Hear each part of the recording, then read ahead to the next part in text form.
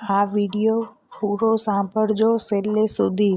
અધૂરું જ્ઞાન વિષ સમાન છે. એટલા માટે આ વિડિયો પૂરો જોજો ને સાંભળજો.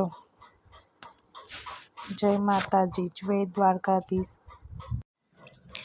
ચૈત્ર નવરાત્રિમાં કરવા યોગ્ય મુખ્ય કાર્યો: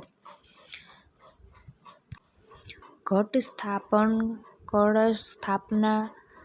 નવરાત્રિના પ્રથમ દિવસે શુભ મુહૂર્તમાં કળશ સ્થાપિત કરો અને જવ ઘઉં વાવો.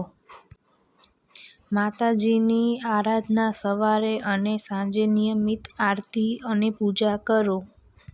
સાત્વિક આહાર 9 દિવસ સુધી લસણ, ડુંગળી વગેરેનું સાત્વિક ભોજન કરવું અને બની શકે તો વ્રત રાખવું. અખંડ જ્યોત: જો શક્ય હોય તો 9 દિવસ સુધી માતાજીના મંદિરમાં અખંડ દીવો પ્રગટાવો. કન્યા પૂજન: આઠમ કે નોમના દિવસે નાની કન્યાઓને ભોજન કરાવી અને દક્ષિણા આપી આશીર્વાદ લો. ધાર્મિક વસ્તુઓ લાવવી: ઘરના મંદિરોમાં મોરપીંછનું લાવવું.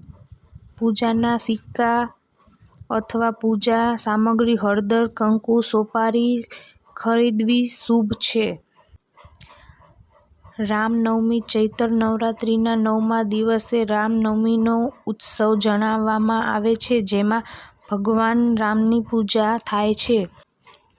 શુભ વસ્તુઓ જે ઘરે લાવવી: વાસ્તુ મુજબ મોરપીંછનું ઘરમાં મુખ્ય દ્વાર કે પૂજા સ્થાન પર મૂકવાથી સકારાત્મક ઉર્જા આવે છે. જય માતાજી, જય શ્રી કૃષ્ણ, હર હર મહાદેવ, રાધે રાધે.